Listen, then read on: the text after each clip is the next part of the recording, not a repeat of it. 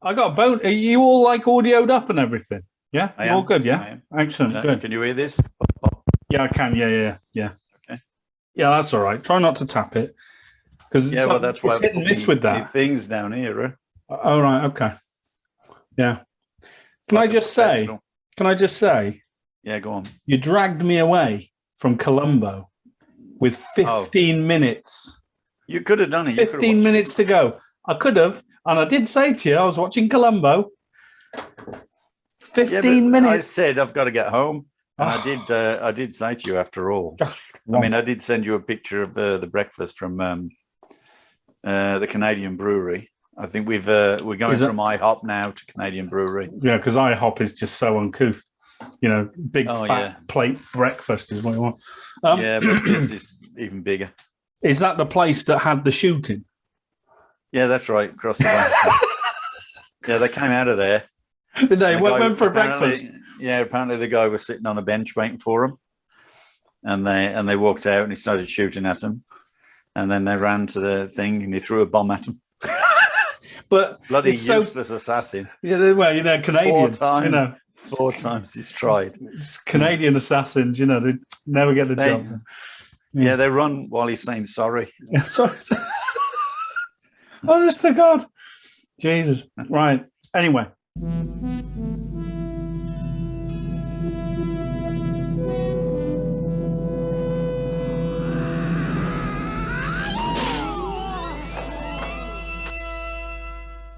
You fight before? Yeah. You good? Yeah, I'm good. Good defense? Yeah. But train different in America. Your defense stinks. You are the new student. Come closer.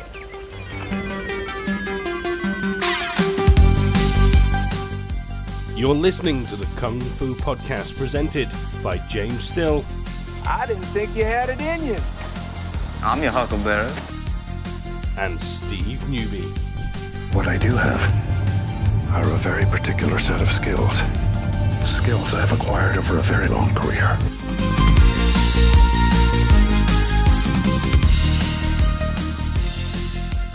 So, everybody. Yeah, we're just going straight into it. We're on podcast 44. Wow. Yeah, 44 of these bloody things, you know. And we've started talking about martial arts a little bit. Well, as a matter of fact, welcome everybody, by the way. My name's James Still, and I'm joined by Mr. Steve Newby, my teacher from Canada. Hello, Steve.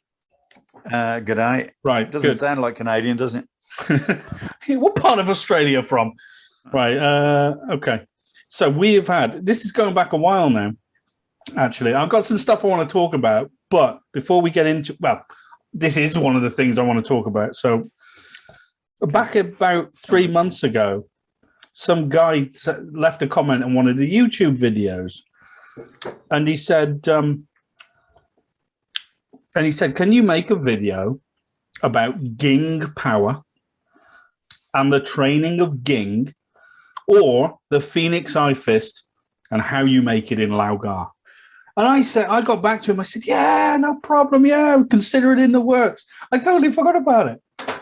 And I obviously never told you. So we will talk about that briefly to start with. So we'll talk about that. And then I want to talk about what's the point in points fighting, because, you know, that's quite an interesting subject for all you you know, traditionalists out there, full contact people, and you know, well, what's the point in that? Right, we'll get to that because it's very interesting. But that'll be a good one. That I say that I built it up, and we'll just end up jabbering like, and you know. But anyway, let's go. Let's start. You're the one that does all the homework. I'm the one that just listens and go, yeah. You just drop in. You're like, you know, bloody hell. Was like Forrest Gump in and out of people's lives. All right, yeah. It's like right. Okay, so Ging power. What is it? What can we make of it? How do you drain it? all those things. Talk to me. Talk to me, old man. It? Well, I'm throwing out all the questions that, Okay, well, go on. Because I'm a layman, I'll say it as a layman. Go on, then. Okay, Ging. Imagine that you've got to push a van, right? Yeah. And so when you push a van, you don't just like push it. You are now when you're lifting a weight, you know what you're doing?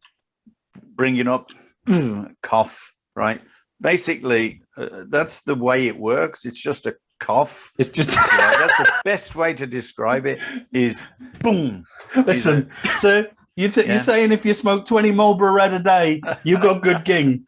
Is that it? Yeah, but people misunderstand. Right. Some kind of. It's one of those things that everyone thinks is a magical element, right? And yet weightlifters do it all the time.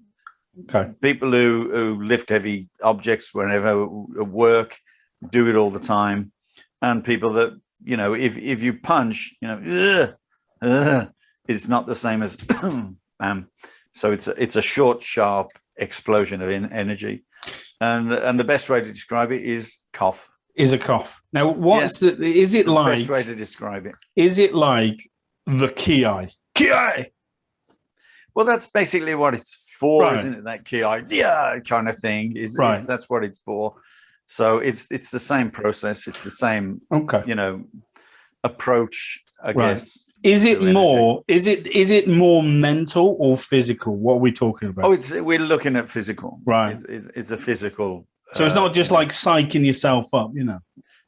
It's a physical development. Like I say, it's a cough. It's like a grunt of energy, a sharp grunt of energy. Right. So if you want to pull someone off you, for instance, it's just a boom, kind of cough. Can we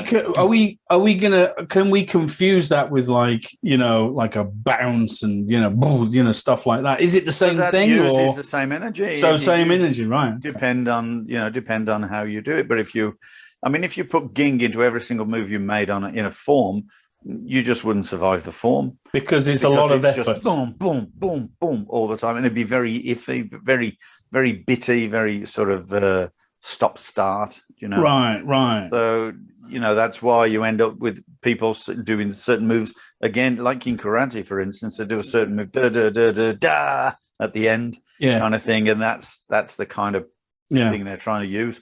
They may not understand it as that, but it's the same process. Well, it's not like a magical energy. It's just why not? Why not? Come on. Why can't it be? Because there are any magical enemies. All right. There's no such thing as a secret, just something you don't know yet. Right. Okay. That's it. Yeah. Remember the 3 secrets: train harder, still train even harder than that. Those are pretty important. Those are the secrets of right. Relating it to Lao Ga, right? Mm-hmm. If you could, like you said, you can put Ging in any form, right? But the question is, do you really want to? A blatant example of Ging would be a blatant one, like just would be the third set in Sharp Choi, right? Yeah, so I'm saying that any set, but if we're looking at Sharp Choi, what have we got? Like 7 shouts in it, right? So each one of those shouts could be Ging.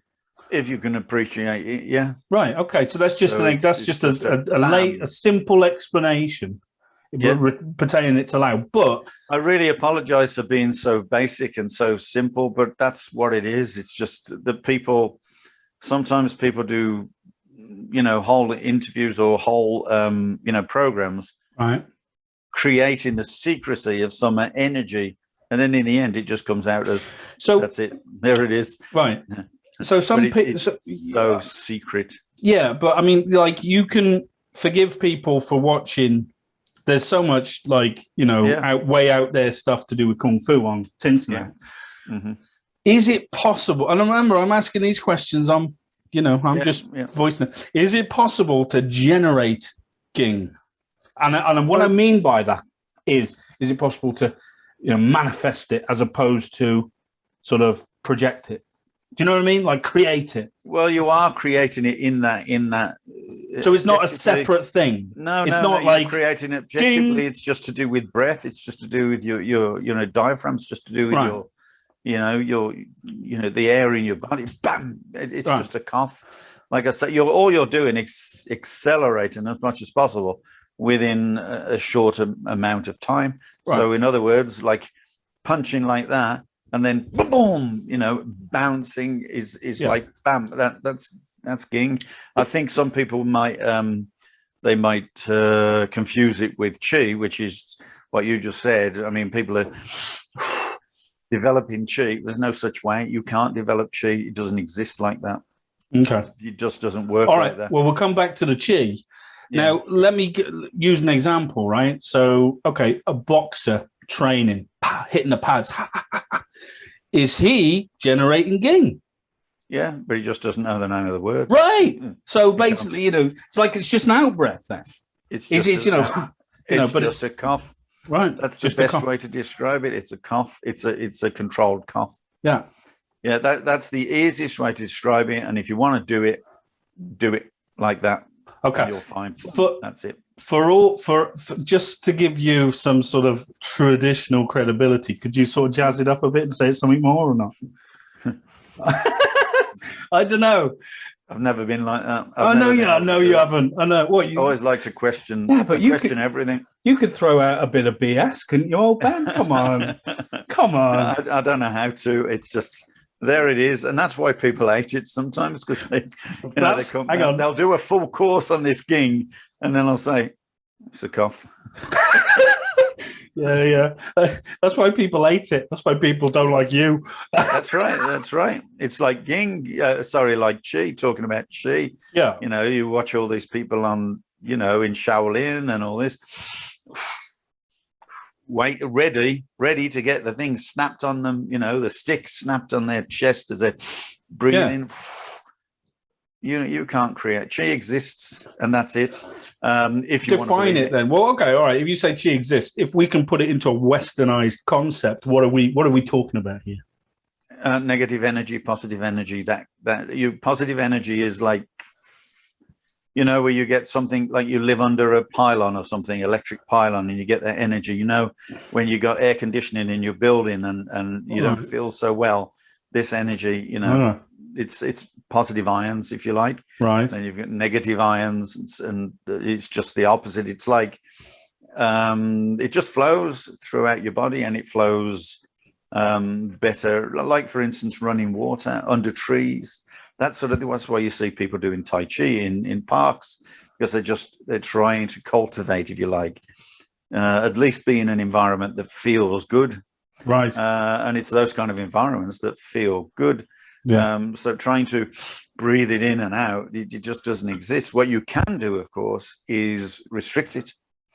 So basically, by that, I mean your muscles are too tight. Right. So therefore, the whole idea of Tai Chi, for instance, is to relax the muscles. And as you relax them, the energy flows through your body. Right. If you're tense in certain parts of your body, your shoulders and so on, then what's going to happen is you're going to restrict that natural flow of energy. But it is a natural flow of energy. People talk about the aura, and they see color photos of this heat around you. Yeah. That's Chi. That's just, positive energy, if you like. Negative ions, positive ions. I forgive me that because we're talking straight off the bat. Yeah. It's quite possible I've switched them around. So all you got to do is pick up a bloody book and read it. Well, one's one's negative ions. Whatever. Well, you got negative ions, negative energy, positive energy, and they're related in the opposite way. Is a mobile phone good or bad? Bad. What about a microwave? Well, that's bad, isn't it? Shit. I wouldn't want to sit in one. So if you're on your mobile and eating a microwave meal, you've probably got bad Chi. Yeah. I don't know. Can you're eating fresh fish under a tree in a park? It's probably good for you. But what about one of your breakfasts from that Canadian grill? That looked like a coronary on a plate. That's definitely negative Chi. Negative Chi. You are negative Chi. I did have mushrooms, so therefore I ate my veg. We haven't talked about fizzy pops. I don't touch fizzy pop. No, but from previous podcasts, we can safely say that anything with carbon in it, carbonated beverages, they're bad Chi. Can can you develop chi? Can you create chi? No. Why not? Because it just exists in the atmosphere. That's it. It just exists. It exists through you. You live on electricity. You are electrical. Like Your biochemical. Energy, your biochemical electricity, and therefore, and that's what it is. Okay. And now what you can do is restrict it by having tenseness, tense shoulders, having the world upon your shoulders, they say, don't they? So you got the weight of the world on your shoulders. And that's when you're tense and you're tight and you feel stiff. And that's where you're restricting that energy flow. Right. You're feeling.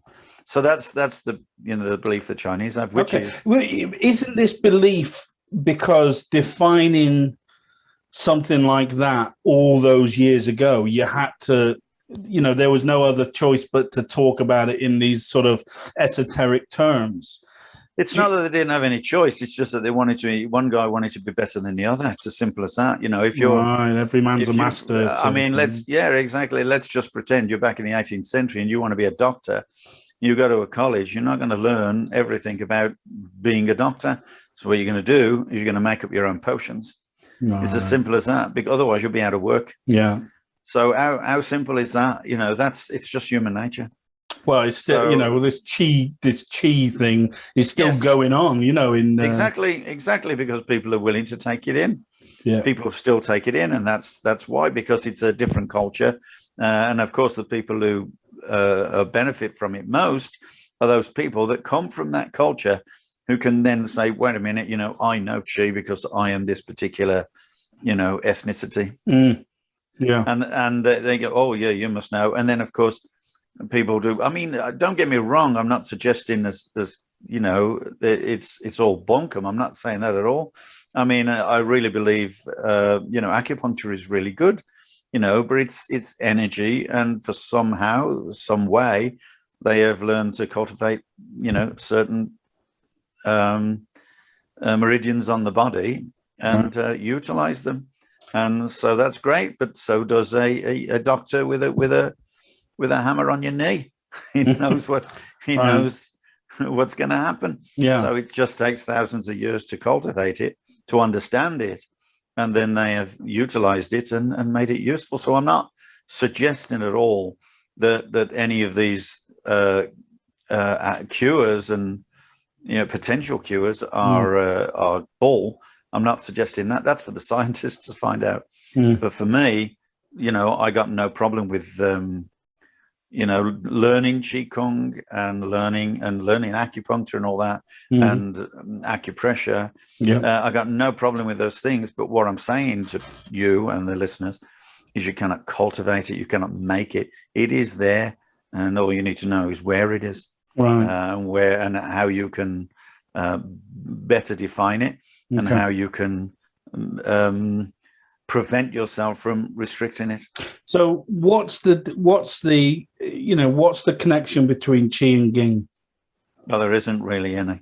Right. They're just different things. Right. Okay. I wouldn't suggest there's anything to do with it. I mean, let's just go through a couple of these things that people hate us talking about. Let's just talk about when you watch someone break a piece of metal over his head. Let's just talk about maybe you see someone smash a piece of wood across his chest. Someone holds the big pole of wood, or maybe a plank or something, and they aim it towards them, ready. You've seen these things. And of course, beforehand, the guy's breathing. Yeah. And then he's up there and he's waiting to get hit. And the guy's like this, aiming the pole at him, right at the pole. But of course, he's using the tip of the pole to aim towards his ribs, and he's touching it with the tip of the pole, or the plank of wood. And then as he goes, whoop, he moves it. Yeah. He moves it forward, and the weight of the pole or the weight of the wood just snaps the wood. So in actual fact, he doesn't get hit by the full force of the end of the pole, because if he did, it'd break his bloody ribs and he would collapse. So, don't come with that. I mean, most of these, all of them can be explained, but, many, I mean, you see people with the spear on the neck. Yeah. And it's bending pretending down. It's chi. Yeah, but what they're doing is they're going like that, then they could starts shaking, start bouncing, and they get the right time in. And as the stick goes down and bends, that's where they catch it. Well, of course, it can't straighten now. Yeah. So now they've got a bend in it. All they need is a little bit of, strength to push it forward and bend it. I'd believe it if it was a solid pole, like a bloody oak thing. So, right, okay, I'm done. But not a bamboo. Well, it just comes from the same kind of thing. It's the same as a bed of nails, right? Yes. It's exactly the same. Distribute the weight across a load of nails, got no problem. Yeah. Let's see you lie on one nail. Yeah. See what happens. Yeah, no, I'm with you. Absolutely. So that, the ging thing. I think, you do it. I mean, if I'm hitting pads or hitting my bag, you do it and you don't realize it. So I don't pay it enough attention. No, I just do it as per. If you shorten the strike to the shortest possible time. Yeah. Like a cough. Yeah. So instead of going, you are bang. Yeah. There you have your 1 inch punch. Okay. Yeah. Right. As an example. Yeah. Punch, not a push. A punch, not a push. But of course, you're continuing through. Yeah. But once you've made that first effort, you've got to continue through because that will develop. It will have the visual effect. Right. Okay. Now, I know I do appreciate a lot of people hate us talking about this, but this podcast is about honesty. It's not about bullshit. I don't support bullshit. I don't support anyone who, I don't care what people say and do. I think if you go through our back catalogue, you probably will figure that out. But whatever. No. Brilliant. Yeah, no.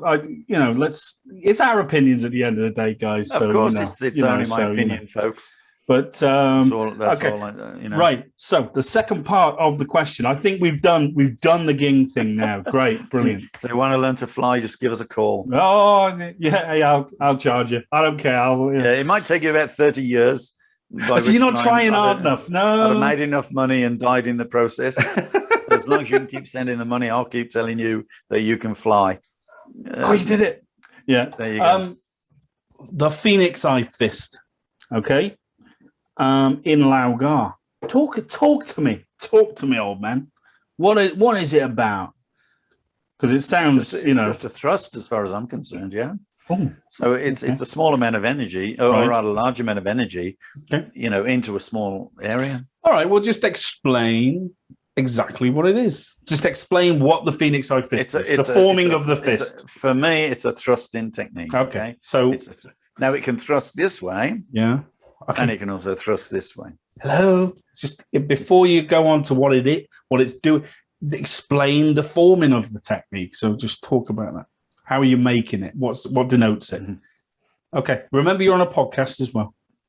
Oh, okay. So there's a bit of commentary. I'm closing all my fingers and I'm leaving the one large, more protrusion than the other. Then I'm trapping it with the thumb behind, so it cannot be crushed.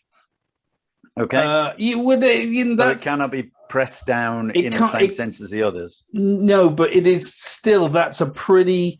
As we would do the Phoenix Eye Fit as it is. It's not. It's not like it's gonna sort of collapse on itself after a point.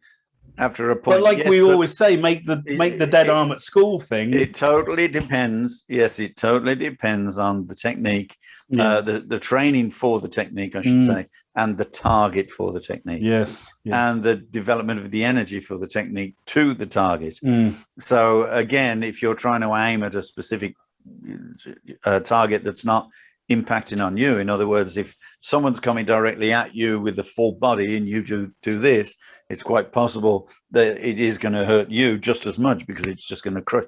However, if you're hitting like sideways and you're catching people on the temple, or you're hitting them, in the tooth, or you're hitting them, where it's going to hurt, at the top of the foot or the top of the hand or so on, then you're not actually, you've got no effective, shall we say, opposing energy. Right.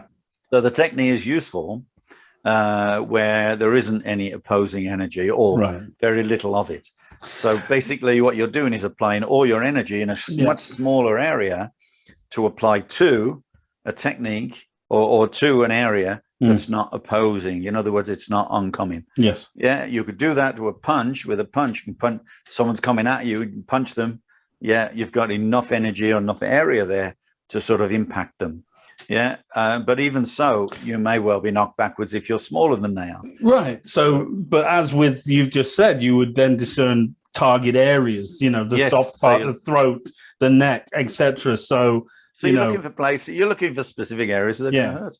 Yeah. They're going to be painful because they're being prodded as opposed to being punched. Yeah. Because this is, I would suggest that this is more of a prod, a very powerful prodding with a whipping action, depending on, and a twist in action, totally depending on what you're doing. Remember when people do chop choy in Lao, that's our third set that emphasizes this fist. That's right. So they're doing 1, 2, 3. But what you've got to recognize is it's hit the target by the time it gets to here.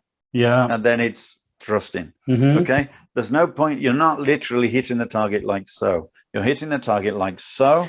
And then it is creating. But if we're going to play the devil's advocate here, why not? Yeah. Why not? Why can't I hit the target once it's reached that point? Because that's the same as a dead punch. Okay. Yeah, when you punch someone, you're going to be punching them while the arm is bent. Right. So likewise, if you have a knuckle, you'll be doing the same thing. Otherwise, it'll just be wasted. Yeah.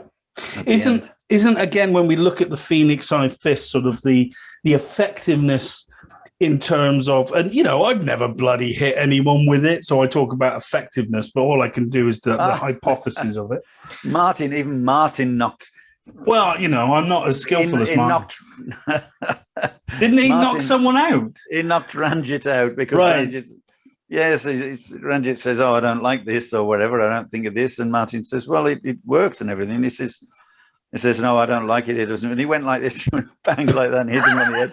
He hit him right in the temple, and Ranjit just went boom on the floor. I'm not. It's not that I would. I mean, just to point out that this is a pretty nasty area to hit. Oz was doing competition fighting. He went underneath. Yeah. The other guy punched, and as he pulled his hand back, his elbow caught Oz straight in the temple. And as he was punching, he just carried onto the floor, and he stayed there, and he would not wake up. We had to call an ambulance. Yeah, he was out of it, and he had this huge lump on the side of his head. Character. Now, I'm not saying that. I'm not saying that there's no effectiveness in it. Not at all. I'm just saying I don't train it hard enough. No, we don't. No one trains it hard enough. No. I'm not saying that. But it's like they don't need to. But you to get an idea of sort of imagine if it hurts, just punch the back of your hand and then make the single knuckle and see if you can punch it that harder. And and you get the idea. You get this sort of principle. Now, talking about what was I going to say? Oh, bloody hell! It's gone now. It's bloody gone. The punch itself. Yeah. Wouldn't we suggest that it's kind of more effective or more easily applicable in the sense of if it's a vertical fist, as like a knock, bam, bam, as opposed to a flat fist? It depends on the target. Again, sometimes people do this in Lauga Lukapjun, and the first thing they hit is the little finger. Well, then you'd have to train it, right? Twisting, they're not twisting far enough. You have to train it. So it's rotating in that sense now. Okay, and some people, of course, knock on it. It's the same thing, and that's okay as long as you are around far enough that you will not. Because if you're doing it directly straight, then this is the bit that's going to hit the target. Agreed. And not this. Agreed. And that's why you need to hit it that direction. Agreed. As opposed, but let me just suggest as well, or maybe you can comment on, if I'm going to punch flat, that implies, I'm basically doing what we would call a flat punch, right? So, just flat punch. There's an awful lot of body weight and sort of, energy in a flat punch on its own. Now, if you protrude that, that index finger, you've made a massive gross movement. There's a lot of body weight behind that punch. And if you impact someone with that flat, I would be a bit sort of, am I going to do myself more damage? But if I'm using it as a sort of like I'm knocking on a door, or British politician hand, wait, stop, no, I would suggest that it's sort of slightly more, well, it's certainly more useful because it'll have a different type of target. Yeah, I'm not saying the targets are the same. I'm just saying about self-preservation. Yeah, exactly. I mean, if you're hitting someone like at the side of the teeth or someone as an example, that's fairly painful. That knocking is useful. I wouldn't like to get knocked in the teeth. Yeah, but if you do that, it's quite possible because you're hitting, teeth and bone. It's quite possible that that's just going to get hurt a lot more. Yeah.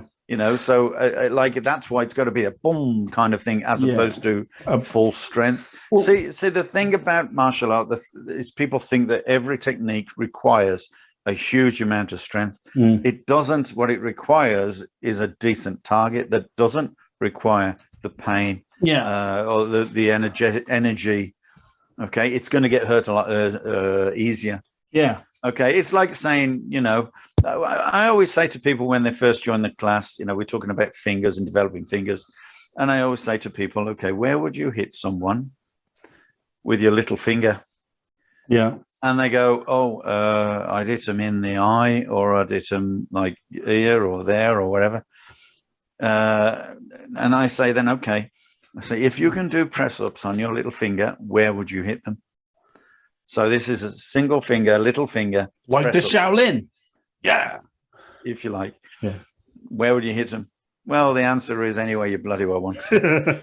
Because if you can do a press up on that finger, it doesn't make any difference where you hit, because you're going to have the strength in that finger. Yeah. So it's all down to the amount of training you do. Yeah. So if you're going to do press ups on this knuckle, then pretty much you're going to be able to hit people where you want to. Yeah. So, our suggestion, we're just going by logic, that if you're hitting directly forward and straight at somebody, there's going to be impact against you as well as you hitting them. Yes. And so therefore, it's like punching a brick wall. It's great punching, a brick wall that's going to move. But if that brick wall is solid, that's going to hurt you. Yeah. Yeah. So it's whatever gives it's easier to hit a target that gives, and therefore it's easier to hit a smaller target. Providing you're accurate. Yeah. Well, that's the most important thing. Accuracy is more important than speed and power. Speed and power are useless without accuracy. You can be as powerful as you like. I got a 3.57 Magnum. Is that a gun? Yeah. And I'm going to point it at your head, and I pull the trigger, and the bullet misses. Doesn't matter how fast it is.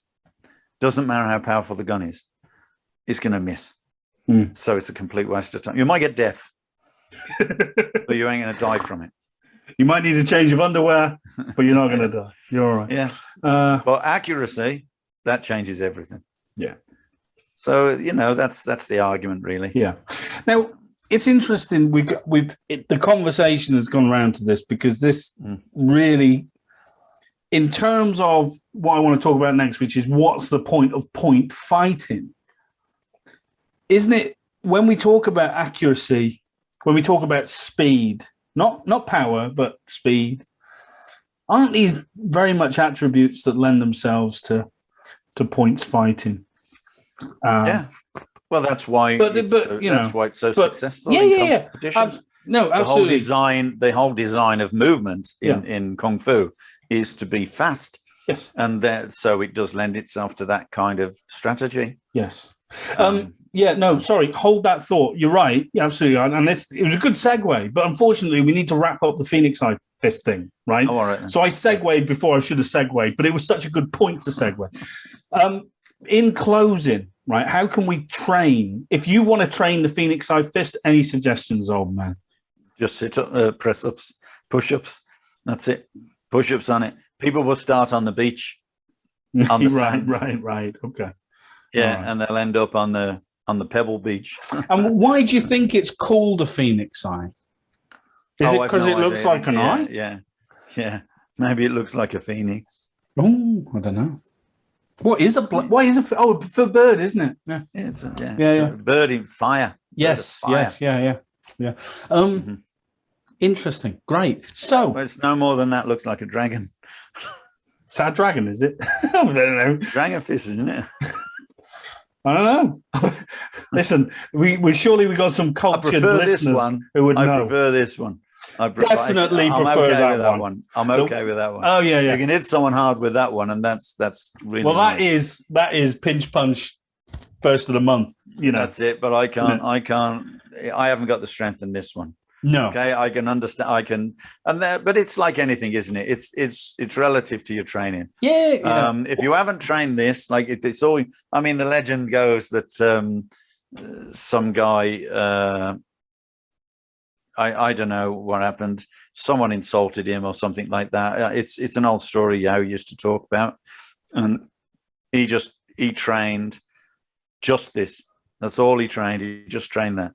Right. And then he went to get his revenge with the guy, and obviously traditionally they have these long sleeves, don't they? Yeah. Mm. And the guy was drinking his tea, and as it went like that, and because they like to hide, that's rude to do this. Right. Yeah, so they have these big long sleeves, and as he drank it like that, he was sat across the table from him. So he drank it like that, it went boom and hit him in the throat, and he was dead. And he died. Yeah. He wasn't a happy chappy, let's put it that way. I mean, all right. Well, we don't know. What did he do to this guy? I want to know. I don't know what he did to him. He insulted him, or he killed someone he knew, or possibly injured his family or killed his family. I don't know. It's just a story that Yao tells about this, particularly explaining about this kind of technique that can be used. Yeah. Right. And like I say, if someone's going to train it, then they're going to use it. I most definitely cannot use this in the same way that someone who trained just this. Yeah. And there is, and I think that sort of says it all about Kung Fu. And when we have these people say, oh yeah, Kung Fu doesn't work or whatever, it's because there are so many elements and different types of techniques. And unfortunately, in order to keep it alive, you have to teach all the techniques, but you can't be good at all of them. But some people will like that, some people will like that, some people will just like that. Okay, and it basically down to how you can spread the Kung Fu, but it becomes so, and it has become so diversified because there are those preferences. Yeah, you're talking about diversification of teaching or both diversification. It's how people use techniques. I mean, like for instance, I'm saying I can't particularly use that. So would I use this as my mainstay of my class? No, I wouldn't. Okay, would I take people down the beach and make them do press-ups or sit-ups on the beach like this, and then punch wood for hours on end? No, I wouldn't. No. Okay, so but if I just believed in that and I thought that's all you needed to do, then fine. But if you could do that, I have no doubt in my mind that if you get the chance, you can utilize it very well. But not everybody can, and a lot of these traditional techniques are dying off because of that. People still practice them, but they don't train them. And because they don't train them, they can't use them. And because they can't use them, those people who prefer just a big punch and a kick say, that's all I want, a big punch and a kick. Are you saying that against me? Are you saying that it just turns into kickboxing? Come on. Never. Not traditional martial arts. Right. Invariably.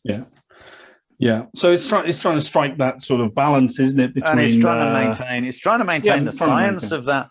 You may not be able to use that. Well, you can write a thesis on it, but you might not train it. Exactly. But how many bloody English teachers write a novel? So piss off. It's completely logical. It really is. Yeah, you've got to maintain the science. The whole purpose of learning Kung Fu is to maintain that science. Yeah. That's it. I mean, Jesus, otherwise there'd be no reenactments. Right. Right. Science. Interesting. So, segue into points fighting. Points fighting. I'm maybe going to suggest this, right?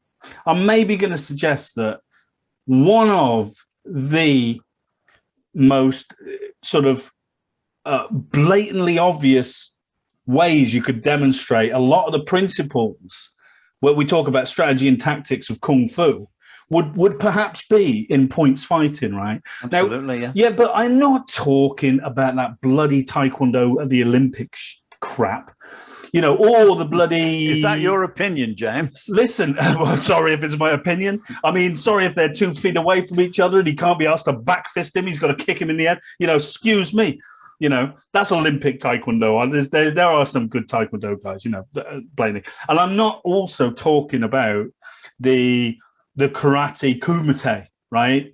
That stuff is crazy. Even though it's points fighting, like they getting them to do blitzes and stuff like that. It's all reverse punches. It's like you watch it and it's like, has that guy just, done a line of coke and decided to spar? Because they look crazy.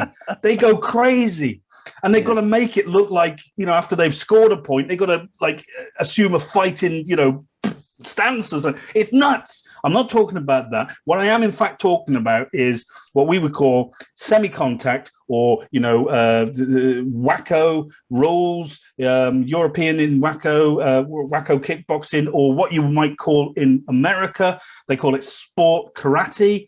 That's what I'm talking about. I'm talking about the good stuff, and there really is such a diversification of point style fighting. But I'm talking about the good stuff, right? I'm talking about your blitzing. I'm talking. That's the good stuff, right? You're doubling up. Yeah. That constant forward motion, the slip it, and it's beautiful to watch. Now, I also, but I'm not talking about your cartwheels, no. And all that. And the Superman punches, although you look at UFC and Muay Thai today, they're all trying to do the Superman punch. And it's just like, hang on, that was like 30 years ago, guys, but they're all trying to do it. They're catching up. Now, they like to say how bad semi-contact is and, you can't take it and whatever. And half of them are bloody semi-contact fighters changed. Wow. It's interesting because the reason I wanted to talk about this is I was watching, I was listening to the Joe Rogan podcast, right? Very famous podcast. I'm sure you know who he is. And he had a guest on there called Stephen Wonderboy Thompson. And he was on the Joe Rogan podcast. They were having a chat. And the reason I want to talk about this is because Joe Rogan kind of said, you see your style of fighting, really, really good lead leg. And that's what's throwing a lot of people off these days is your lead leg. And, when you talk about the lead leg in terms of points fighting, it's a common thing, right? It's the most common thing. Yeah, because, it's like fencing, isn't it? Your lead leg, closest, fastest. And he's saying it's throwing a lot of fighters off. Now, the implication is, from old Rogan, and I love him, but the implication is, this is a new thing. This is new, right? Really? Yeah, no, and it's true. Now, and another thing, but then in the second breath, after Wonderboy Thompson, sort of explains his background in sport karate, as he calls it, and as it's called, he kind of goes, but the problem with points fighting is it's kind of a bit unrealistic. It doesn't really work in a real scenario. It's like, it doesn't work in a real scenario because, but the principles are in there. Yeah. The principles are in there, in terms of the techniques are in there. Yeah, they're in there. But, but the thing is, this is not new news, but it's just getting round to the UFC lot, right? Which is interesting because when you look at the history, and this is way before UFC, you look at the history of, kickboxing in America, right? And certainly kickboxing in this country. But if we go back to America, back in the early days, all these guys came from a sort of karate points fighting background. Now, albeit the points fighting style back then was a bit more, less refined, shall we say. But when you had the likes of, Bill Wallace and, Ukides and Joe Louis and Chuck Norris, he was a points fighter as well. All these guys kind of influenced the full contact world. And when someone like Bill Wallace stepped into the ring in full contact, he wasn't prepared to play the trading game. He wanted to use distance timing, which, as we can sort of confidently say, it's one of the prerequisites that you're training in points fighting, right? Because you're not training to trade. You're not there trading power. It's not about that. It's basically like, it's fencing versus sword fighting. You mean something like flies like a butterfly, sting like a bee? Yeah. Now, but there are certainly cases out there where people, good fighters, boxers, kickboxers, have certainly honed this distance and timing thing, and they've not trained points. But I think the point I want to make with it is that you can seriously accelerate your training and appreciation of these attributes that will lend themselves to make you a decent sport fighter. Watch Prince Nazim. Yeah, well, Naz he trained Lau in Sheffield. Did he really though? Like, did he really? Because when he was a kid, that's what he did. If you watch him, he's the only boxer that does a back fist. Yeah, granted, he looks free and like a dancer. Yeah, obviously, I love him. And he's just keeping his distance and back fist, back fist, and then the rest is combination. Yeah, no, absolutely, he's got that great sense. Who trained him in Lao then? And because I've got all these books on him. There's no bloody documentation of that. Yeah, no. Well, hang on. Would he ever say it? He would just go to his boxing roots, wouldn't he? And say, So, but yeah, I know someone who trained with him, or I don't know whether they in his class or whether they taught or helped him. Graham Abdullah. Right. So Graham Abdullah. Yeah, he still teaches Lao. Well, he's out of Lao now, I believe. Is he? Oh, right. Yeah. Okay.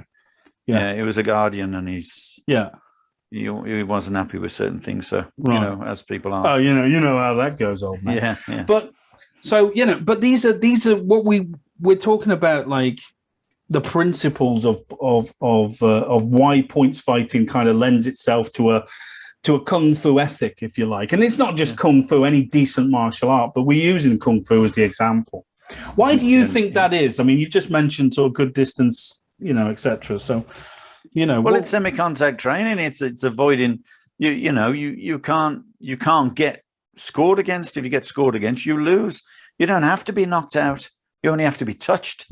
Right. So it's a game of tag, basically. That's why it was also called tag fighting, by the way. All right. Okay. Tag fighting. There you go. Yeah. So it was obviously a situation where if you get a score against you, and as long as it looks like a decent technique and it reaches you, then you get a point against you. Yeah. So the whole point of that kind of fighting is like, okay, so what's the best thing between defense and attack? And obviously, the most important thing is defense. How many times does a guy have to hit you to win a point or to win the contest? Once. How many times do you have to stop him? Yeah. Thousands. Yeah. And so your defense has to be good. And you can't stand there and just block. No. You got to move. You got to use distance. You cannot be a target. You cannot allow him to be a target. But it's the same in full contact. The same in boxing. You cannot be a target, except that they're willing to take the punishment, and so they cover up. This is my point. Now, you look at the ethos of a full contact fighter or a boxer, and I use a generic boxer, right? Yeah. Not someone, but they're sort of, it's like the old Rocky Balboa, isn't it? It's not how hard you can be it. It's not how hard you can hit. It's how hard you can be it. And my sort of attitude is, I don't want to be it. I'd rather move. But that's only a modern concept if you think about it. When they started wearing big gloves, now the tactics change, because if you can stay in close and see an opening and throw your technique as they are throwing theirs, you're going to catch them out. So as long as you can take that technique, if you can take that punch, as long as he's not smacking you in the jaw, and as long as he's not catching you under the ribs, these primary situations, primary techniques or primary targets, then of course you're fine. But back in the day when they just wore a pair of, mittens, or maybe wore bare knuckles and just taped them up so they didn't break their knuckles, you don't want to be hit. No. You're going to keep your distance. Yeah, right. And there you see a similar kind of, prospect. Yeah. Because if you get hit once, you get injured. And if you get injured, you're going to fight less well. And if you fight less well, you're more likely to lose. So it's all old, that's old-fashioned stuff. You bring modern concept into it, modern boxing, of course, then you're starting to talk about people who can get much closer, who can take the techniques because they got much bigger gloves, right? I mean, I'm not suggesting it's, any easier. It's just simply fact that they are going to, be able to take at least one or two punches and keep themselves covered enough to be able to throw out the punch. Yeah. So it's much close quarter fighting, whereas semi-contact is not close quarter fighting. No, it's definitely ranged. Exactly. That's why I use the analogy. It's like fencing versus sword fighting. You look at fencing, you're at a distance. Yeah. You have to be. Yeah. But sword fighting implies you're getting a bit closer, just a bit. Yeah. And it's like... But if the other guy's got a longer sword than you, or he holds his sword further out than you, which is the norm, and you pull yours back to hit him, then your technique is not very good, because as you pull it back and he puts it forward, his sword is now longer than yours. Yeah. That implies the same thing with technique, with fighting. Yeah. Yeah. And that hence the front side kick. The lead side kick. The lead side kick. That is throwing everybody into disarray.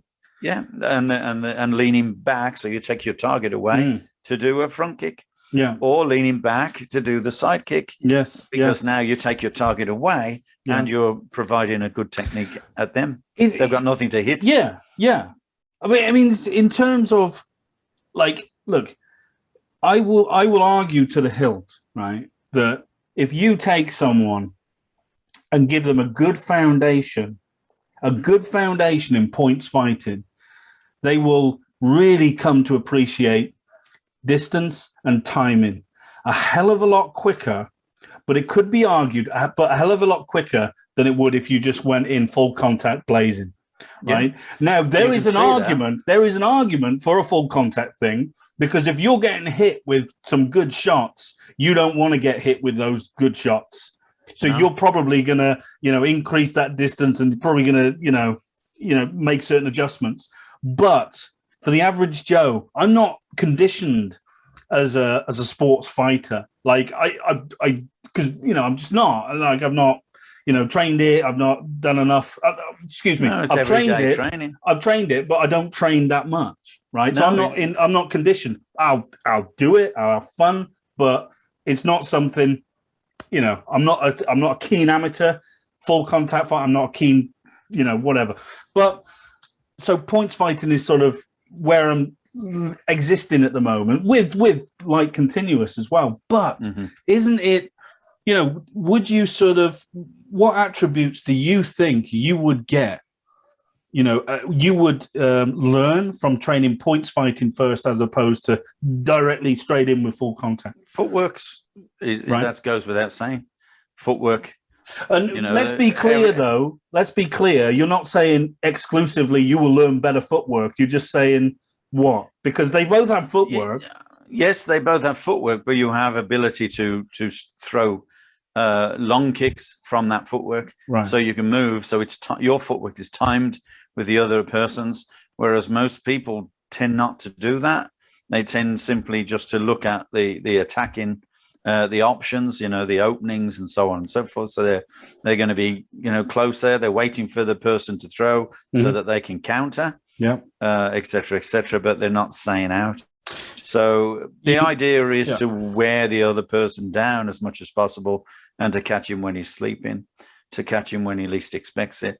And that sometimes can range from a longer distance. So in other words, like with a semi-contact fighter, you can be at a massive distance and close the gap extremely fast.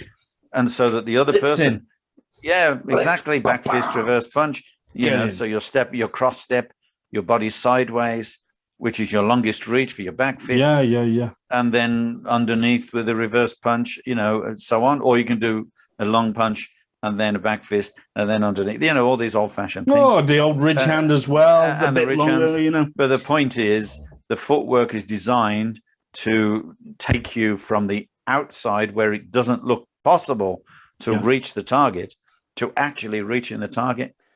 because you don't put your foot down. No. So in other words, it's your body weight. You're reaching over, you're leaning forward, and that's what gives them the edge. And that is what you see. Now, there are a lot of, I say a lot, but this is the issue with this Stephen Wonderboy Thompson, right? And not just him, because there's a few other fighters in the UFC, Michael Venom Page, British guy, trained with Sean Vieira and all. I don't know. I don't think he trained with Sean Vieira, but they were in the same circles. You got Americans like Raymond Daniels. These are all come from the point fighting background, okay? All of them. And you can see this ability to exist outside this fighting threshold, right? Yeah. So they've elongated a distance that other people would, and you can always tell, right? You look at Muay Thai fighters, as great as they are, they're fit, they can take a bit of stick as well, punishment, but they exist closer. Yeah, they do. They have to. Look at the kicks they're throwing.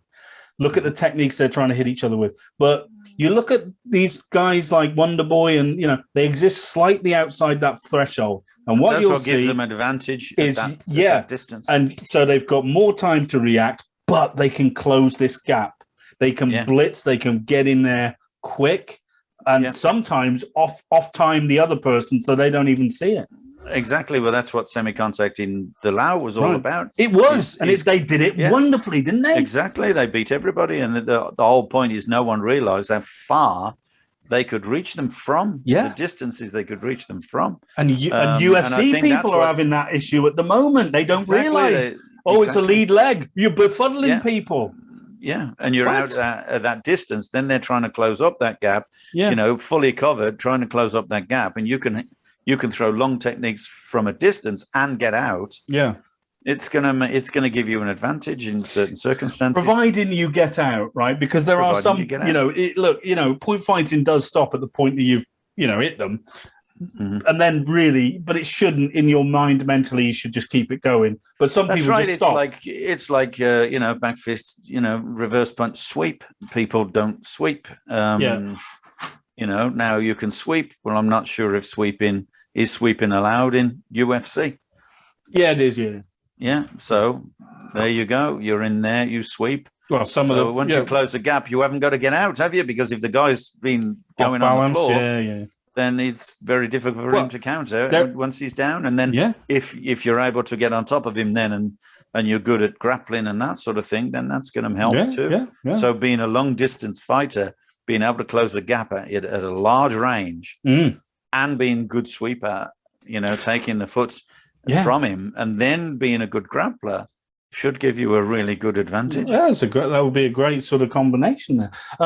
There's some real good Muay Thai fighters as well who have, and I say real good in the confines of what they're doing, but they're sort of they're doing a lot of sweeps and stuff like that, and I like that. There's a guy called Liam Harrison, real talented British Muay Thai fighter, but but they exist on such a close plane, which is too close for me. But I understand why because if I'm doing boxing or if I'm doing full contact fighting, then my distance closes up. It naturally does, but you want to throw as much power as possible. But after the event, so if you like, so I might stick at a distance, use this sort of this semi-contact mentality, the strategy tactics, close that gap once I'm in there.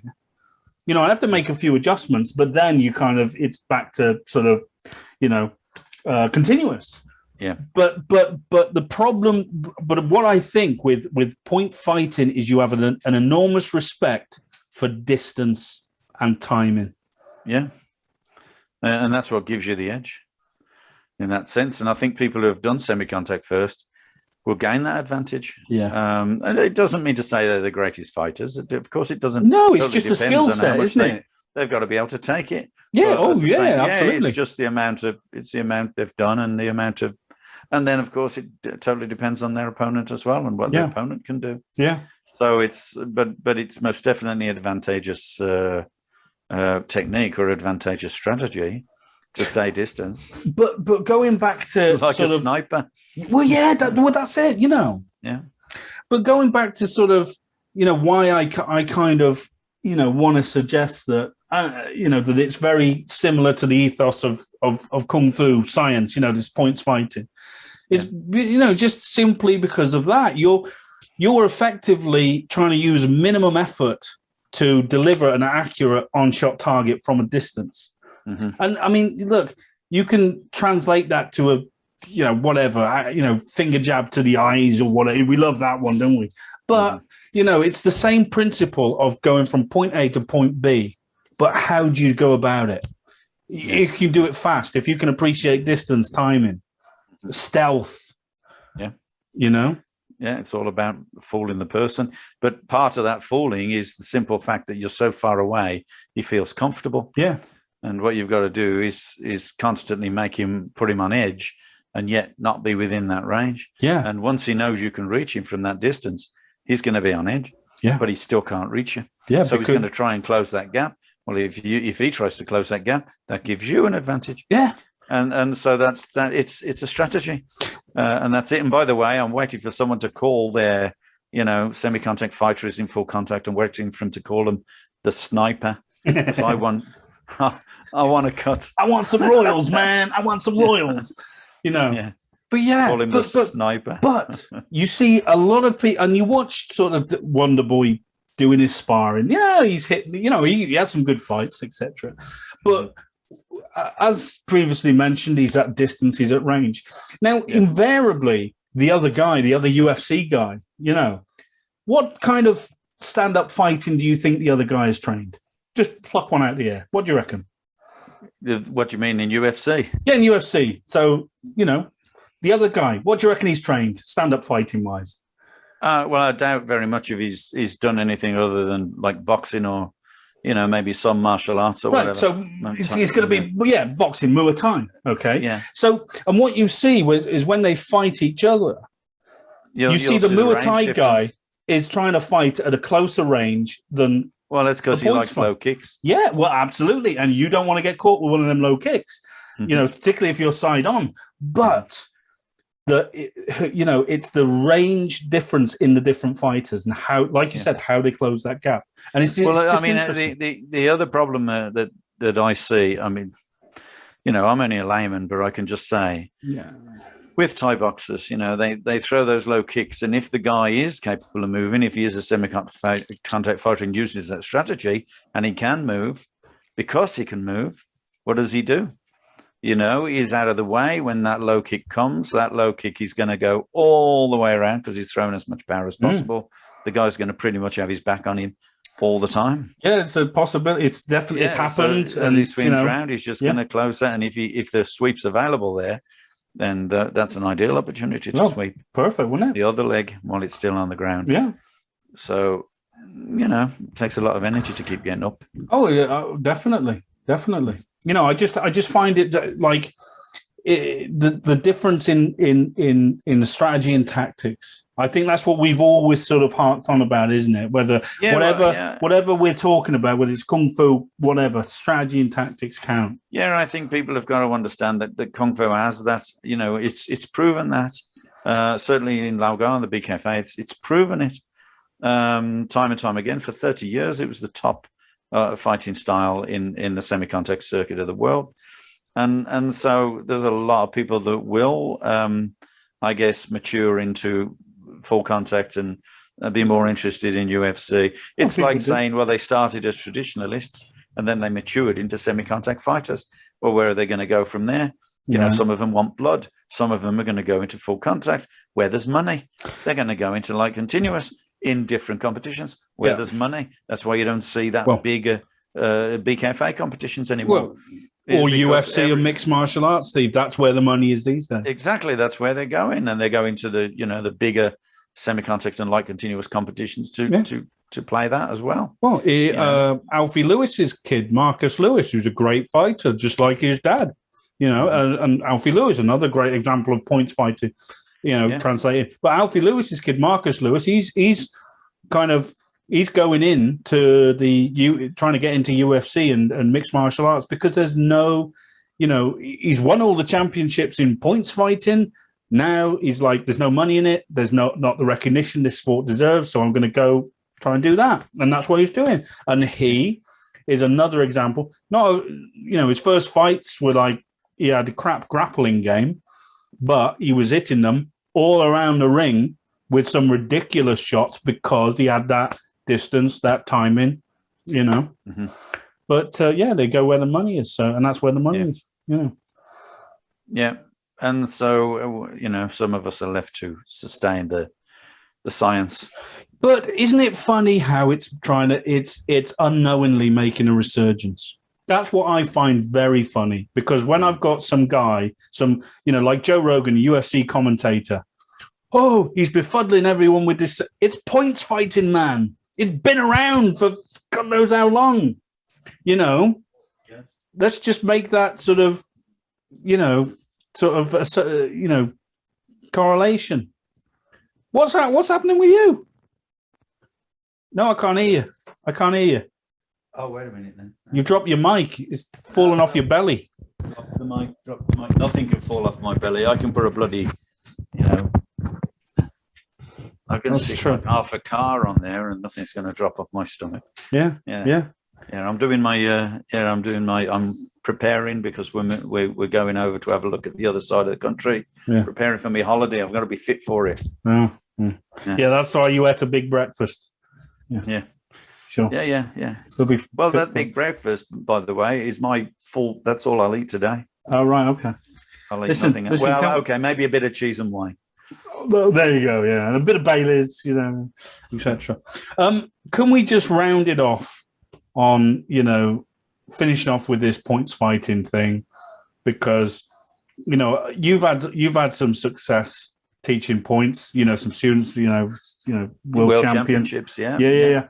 And, for all those people who would turn around and say points fighting is not realistic, it's got no, place in martial art. You look at Muay Thai, they're using elbows, they're chin kicking, it's power, it's this, it's that. UFC, it's grappling, it's that, it's all this and that. Why would anybody, want to train points? Just, what would be your advice and a few words of wisdom to them? What would you say to them? Because they can go to work the next day. All right. Yes, that's true. We all want to feel good in the morning, but okay. And to be fair to points fighting, you can train it. Oh, have I frozen? And you can keep. And have I frozen? Yeah. You have. All right. Bloody hell! I tapped the screen. I'm back again. Hang on. Yeah. Wait there. Come on. Yeah, there we go. Back again. I tapped the screen. I'm like that. That guy in Jurassic Park, every time he touches it, woo, the computer blows up. Yes, we all want to go to work the next morning, but can you give something a bit more substantial than that? Come on. Well, it means fight your you case. Can keep on training. You can keep on training it. You can keep on training it. You're not going to get the injury sustained as much as. You're going to be able to recover faster. You're going to be able to, compete. In an awful lot of range, not just in weight categories, but it's in, grade categories and so on. So, you don't, in semi-contact, you don't have to be the same size. No. So you can compete with anybody. So that's one of the most important things, that you don't need to wait for a match. You can actually go to a competition, just get in and fight absolutely load of people. Right. And so you get massive amount of social experience. Fighting small people, large people, slow people, fast people. So you're going to get an awful lot of experience that way. Okay. You haven't just got to, fight the fight, get, bruised the next day. You have to recover for a week or two, and then you got to plan for your next fight. You're not going to get the same kind of experience. Most definitely you're going to get some, a different kind of experience in full contact, of course. You've got to be tougher. You've got to be harder. You've got to be more robust, haven't you? Robust within, yeah. But you have a lifespan. Yeah. You'll have a lifespan in that, just the same as anybody else. Yeah. And you can be as hard as you like, within the rules of a game. Any game. It is a game. So exactly. You've just mentioned full contact. I'd like you to make the same argument for training full contact as you would for defending, and promoting semi-contact. Make Well, the again, argument for it. What is the argument? Go for it. Well, I mean, at the end of the day, you are prepared. I think it's all about attitude with full contact. I think it's about the willingness of, you've got that, warrior mentality. And I think you are going to be able to fight anybody, or you're willing to fight anybody. Although not all full contact fighters are willing to fight everybody, by the way. Some of them, draw the line after a certain, when they've seen someone with a reputation, they go, you know what, I'll give that a miss and I'll go somewhere else. See, Joshua, just saying. Yeah. So no, I don't know. AJ, good on you. All right. Yeah. All right. Yeah. So but it is not, we're not saying, and this is what I want people to understand, right? I'm not saying semi-contact is better than them. It's a different animal. It's a totally different animal, but it's the animal you want in your back pocket, people. Yeah, absolutely. It's bloody believe me. Believe it. Advantage. It is an advantage to come up from that direction. Yeah. And I think there's an awful lot of people out there who did come up from that direction, and they're having a lot of success. Wow. And I think you said yourself in your intro that, UFC people are just, gobsmacked by this different kind of strategy that they've never seen, because they've always boo-hooed it. They've always said it's crap. Well, now they're getting it. And, now they're just going to, it's like, punches and kickers, that's crap. It's got to be grappling. It's got to be grappling. Then the next year, what is it? Brilliant, punching and kicking. Punching and kicking is back in. Yeah. It's in vogue. So, they just, they make their own minds up. Yeah. But remember, it's all a game. It's all in a ring. And it's all, I'm not saying it's safe. It's a bloody dangerous game to be in. But it's not the war zone. It's not, people out to kill you. So that's down to the person, as far as I'm concerned. Yeah. And in saying that they have the warrior attitude in full contact, I'm not suggesting for a minute they don't have that in semi-contact, because they'll do everything they can to win. Okay. And some of them, they don't do semi-contact. Some of them, they're not. They do semi-contact, but they don't play semi-contact. Yeah. They'll do something. They'll do. Oh yeah. Yeah. Well, that was Alfie Lewis's thing. He wasn't prepared to do. He wasn't prepared to lose. Great. Well, there's a lot of names I've come out with. Absolutely. But I'm using him as he's going to whack you hard. So if he's going to back fist you, he's going to be to hurt you. So, because the effectiveness is, in his mind, it's martial art. And I get it. And it's not going to hold a spinning kick back. No, you don't. Or a back kick back. Or a spinning up kick. You don't want, you watch. You don't want to be hit by these things. Well, watch Chris Barry. Even in semi-contact. Yeah, you heard of Chris Barry, Bowie. So when he got knocked out by Alfie Lewis's spinning kick, there's a video on YouTube. Perfectly timed spinning hook kick. Why? Yeah. Because it's points fighting. Perfectly timed. Boom. And Alfie Lewis wasn't holding back. No, they didn't know. And they're both of them. I've listened. I've heard someone's jaw break from the other side of the room. Yeah, with Choco Denham doing a spinning kick and breaking someone's jaw. But I think a lot of the problem with perception of point fighting today is they're like, well, it's just like Formula One, isn't it? Everyone's trying to be gamey, and it's like, when you've got the people who are pulling their glove off their hand to gain a few extra inches, or time out, ref, to adjust the shin pad, that takes them a minute while the coach is in their ear. It's like these are the people who just want to win. These are the sportsmen. But in its raw form, I use another word than sport, but it's like footballers feigning injury, exactly.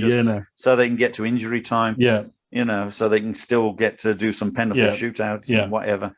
But that's what modern stuff is about, which is why I think, but the unfortunate thing about semi-contact, and there's always been, is there's never been any drug testing.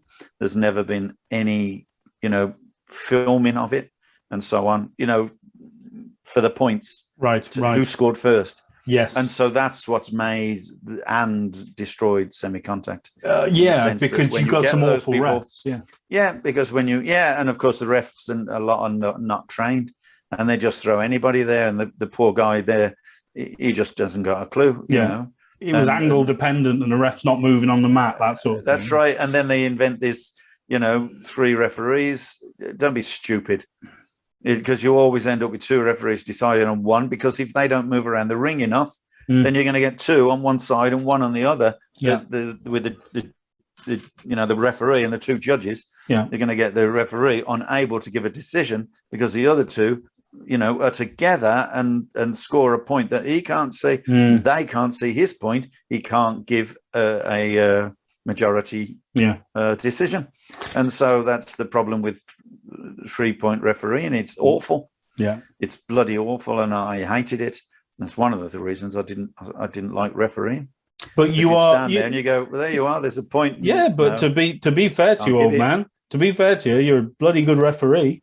Well, thank you very much. I'm just saying. I one of the reasons I was sort of spurred on to talk about sort of this on this podcast was not just this Joe Rogan thing with Wonder Boy, is that but it's also I often watch a lot of these the Wing Chun videos, right? And I'm not poking holes at Wing Chun. It is what it is. Great, fantastic. There's some great people, some not so great. But you see a lot in the Wing Chun the Wing Chun guys. In order to train sparring, they will don some MMA gloves and a bloody cage on their face, and then they'll proceed to sort of try and apply the what's essentially Chi Sao, but a bit looser. The techniques. They apply the techniques and fail the strategy. Yes, and I'll give you an example. Right, you watch any sort of this is Wing Chun doing full contact. It's number one, it's bloody crap a lot of the time because all they're doing is they're chasing each other with straight punches. They're trying to promote the standard fighting process or the style, if you like. Yeah. Rather than promote the strategy that can be used with those techniques. Because they've got no strategy, therefore they end up just throwing the punches. Certain people have got no strategy. Let's be careful because there are some people who have got good strategy, right? Well, yeah. I haven't seen any yet. No, I haven't seen many of those either. So, but it's they do it great in front of a class. This guy's throw the punch at me. Okay, boom, boom, boom, boom, boom, boom. Oh yeah, well that was great. That was perfect. That was going to work. I saw a guy once who knew he could beat this guy who was doing the Wing Chun, but the Wing Chun guy was desperately trying to prove how good Wing Chun was. So he just kept chasing him around the room with his punches, and that guy kicked him. Around the legs and stuff like that. But obviously, he didn't want to hurt him. So he's not going to. Yeah, so he's going to continue on. He just kept coming. Yeah. Yeah. Well, what's the point of that? I mean, at the end of the day, you might as well just kick him and just have done with it. Just snap his leg or something. Just say, "Well, there you go." Stop frigging chasing me like that. But you're right. It's at what point are you so sort of convinced to prove your point that it becomes unrealistic sort of it happened to me. I went to a guy who was he was a really nice guy. He did a karate club and he just kept I says, "Oh, I'd love to come and train." It was in Milton Keynes when I was down in Milton Keynes, and he came down and he says, "Oh, do you want to do a bit of sparring? Okay." And I was only like a yellow sash or something, maybe a purple sash. And yeah, great, okay. And he's chasing me around the room and throwing all this kicks and all this lot. And every time he threw his kick, I just swept him. I just kicked his leg from under him. And every time he'd get up and go, "Oh, yeah, good, do it again. But then eventually he was trying to kick me from the floor. And I was just moving around him and he just couldn't avoid the sweep. No matter what he was doing, he couldn't avoid the sweep. Eventually I had to say, "Oh, we'll have to stop now. I'm a bit tired." I just had to pretend that I was knackered because all these students were looking at us and everything. Yeah. And it was just embarrassing. But that's not because, I was a great fighter. It's because he wasn't particularly good. But that's not the point. The point is, he was desperate to prove how good his style was, despite the fact that he obviously wasn't. Yeah. It wasn't that I was good. It's just that he had a major flaw in his tactics. Right. And that was he was desperate to hit me. And what can you do? Yeah, you're going to keep on hitting me. Well, then I'll just sweep you. And you never hit me once. Well, it's a similar, dare I say it, strategy to what would you do if that was a semi-contact match? Yes, if someone's desperate to hit you. Yeah. Well, all right, come in. Boom. You counter them. Bloody sidekick or something, or sweep them. And it's that same. But what you're talking about there is a sort of strategy that you otherwise learned from semi-contact that, served you well. Or, it's a strategy and a tactic. It's a response to a bad tactic. Yeah. It's a response to an individual who as nice as he was, had no desire to show that his tactics were limited. Yeah. He just desperately tried to use the same tactic constantly, and I think that goes with an awful lot. I mean, look at the First World War. Try to use the same tactics that you would have used in the bloody 18th century. George! And of course, they were bloody useless once the guys had big guns. Machine guns. What's the point? Why do you keep on sending them into battle? What about What about the bloody Chinese in the Boxer Rebellion wearing mirrors? We'll reflect the bullets. And the Polish with the cavalry against the German panzers. Christ. Although, to be fair, they did strike some good victories in that, by the way. But there you go. But not for long. Yeah. So, in closing, old man, we got to finish. We'll finish up. Go on, say something prophetic to finish with. Prophetic. Important. Great. No, yeah, I don't know what to say really. I just know that in learning Lao, all my life, I just know that the strategy is sound. It's the tactics and the fighting strategy and tactics that are the most important part of doing a martial art, no matter what martial art it is. And I can see an awful lot of martial arts that are really, really good, and the techniques are great, and the people can do amazing kicks and amazing speed and beautiful body flows, flying kicks, this, that, and the other, spinning kicks. But at the end of the day, the tactics are flawed.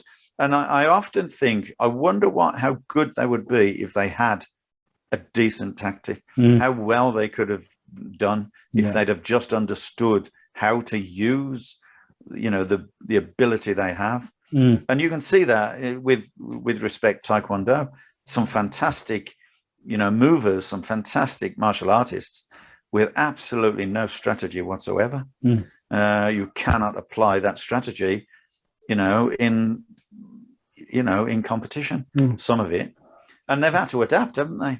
Oh God, they have, and there are some good Taekwondo fighters, but but looking back, if you can think how good these people were, but had no strategy whatsoever, and it was kind of embarrassing fighting them.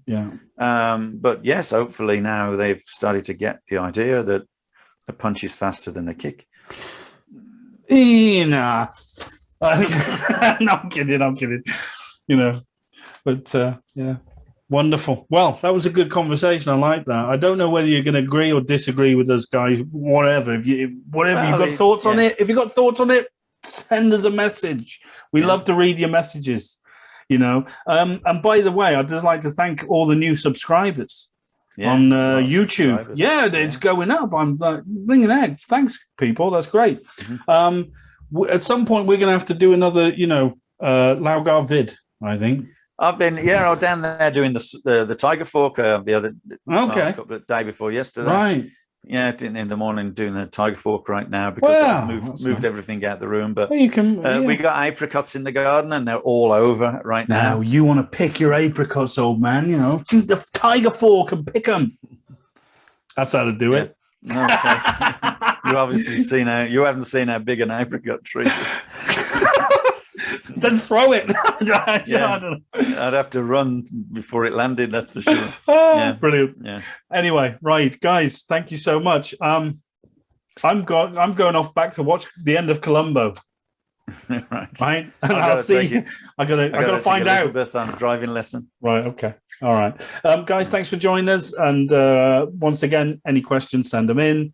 we really appreciate you listening. We really do. It's good, and stay in touch. We'll see you again on another episode of the Kung Fu Podcast. My name is James Still, joined as ever by the illustrious, the notorious Mr. Steve Newby from Canada. And when are you going to start paying me for this, James? What? Sorry, I thought you said get paid. They sound brassic here. There We you should are. get some subscribers. Yeah, we should. Get some. Yeah. Yeah, well, we need to. Everyone else is doing it. You kidding? Everyone else is talking about stuff that people want to hear about. I think us whittling on about this. Nobody wants to know. You're a select few, our 2 listeners. Well, all donations will help. We have to pay for this bloody podcast. No. Stop begging. Right, guys, take care of yourselves. We'll see you soon. Bye-bye now. Okay. Bye then. Bye. You tight gits.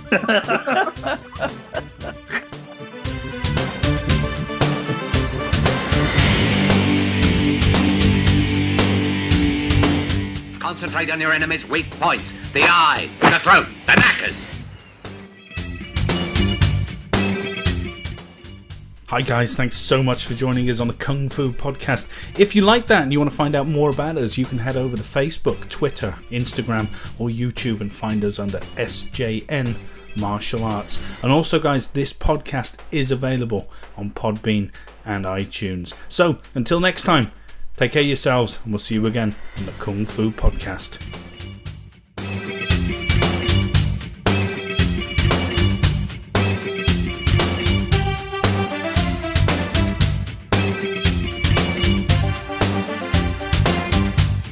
Karate punch is like an iron bar, whack. A Kung Fu punch is like an iron chain with an iron ball attached to the end and it go whang.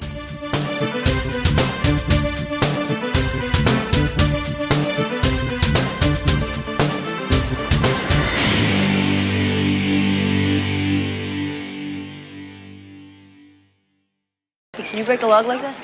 Don't know. Never been attacked by tree.